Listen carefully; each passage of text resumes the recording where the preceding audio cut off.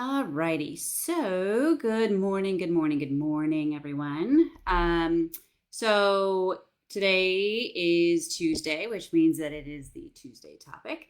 And so I believe it was last week I talked to you guys about the importance of a morning routine. And now we're going to talk about the importance of having an evening routine. I posted in here a while ago about a book called How to Keep House While Drowning by Casey Davis. It is a phenomenal book, especially for anyone who struggles with ADHD overwhelm and ADHD paralysis. Um, and one of the things she talks about is the creating of an evening routine, right? And she called it something to the effect of the gift that you give your morning self.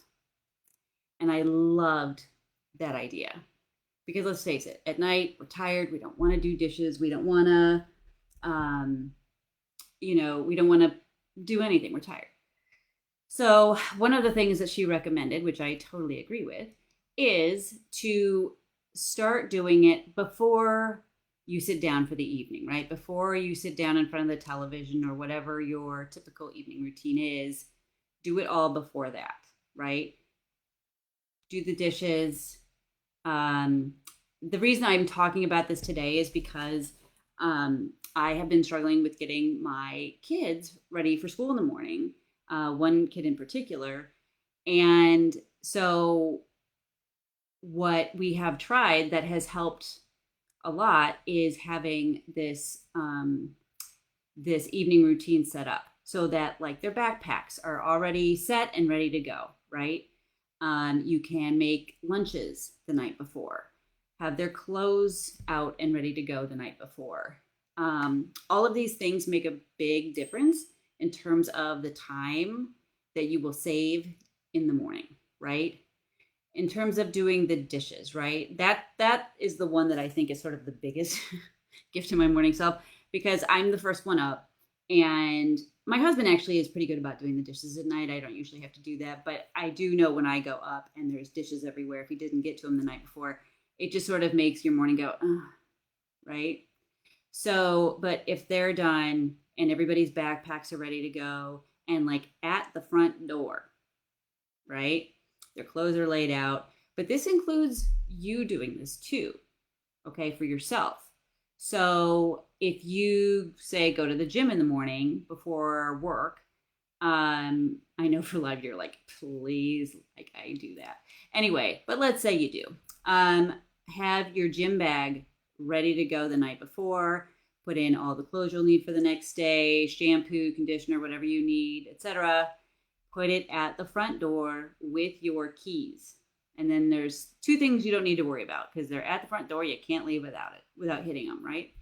So think about the things that stress you out in the morning, whether it's a mess, whether it's not being ready for something, whether it's I can't find my keys, I can't find my wallet, and have all of those things where you need them the night before. And, like I said, if dishes stress you out, do those the night before. But one of the other things she does talk about in the book, which I also agree with, is have some grace with yourself. There are just going to be days where you're like, I can do the bare minimum. And that may just be doing one portion of one thing, but at least do one portion of it. Okay. Because momentum builds on itself. So if you completely stop, you have to basically kind of start over.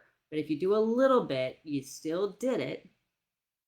Okay. And it will keep the momentum going.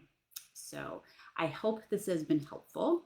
For any of you who have already have an established evening routine and you're comfortable with it, I would love for you to share it in the comments below.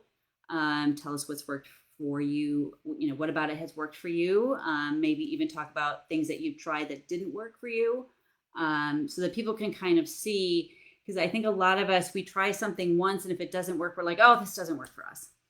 And it may just be a portion of that doesn't work for you. Or maybe the whole thing doesn't, but that doesn't mean you stop.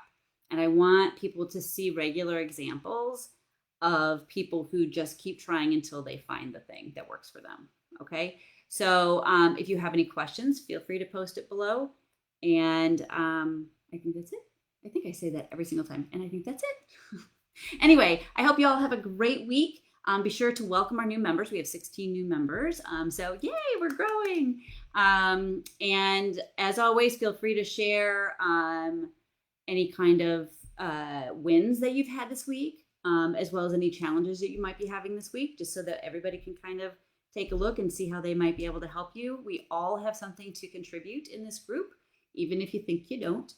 Most people do. And you never know who you may impact. You just never know. So feel free to share away. All right, everybody have a great week, and I will see you next Tuesday. Actually, next Tuesday, my time is going to be different. I think I'm going to be doing it at 10 next week because I have something going on at 11, which is very exciting. I'm being interviewed for a podcast. I'm very excited with Miss Christy Huss, who is actually, I believe, in this group.